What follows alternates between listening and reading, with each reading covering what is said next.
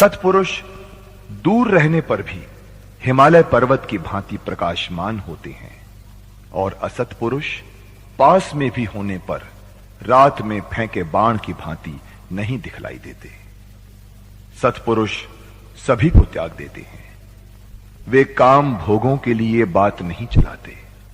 सुख मिले या दुख, पंडित जन विकार नहीं प्रदर्शन करते।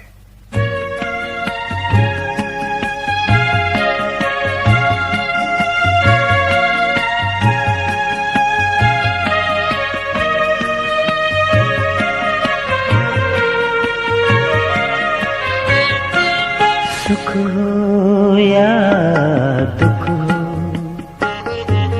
या देश परदेश हो, पूज्य दलाई लामा जी तुम हर पल के साथी हो। सुख हो या दुख हो,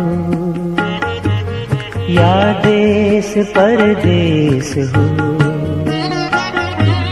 पूज्य दलाई लामा जी तुम हर पल के साथी हो।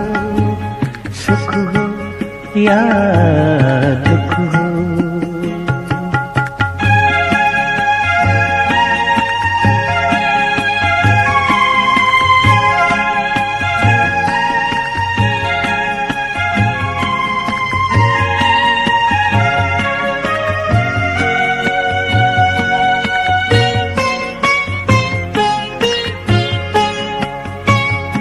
कोई दोष दे तुम्हें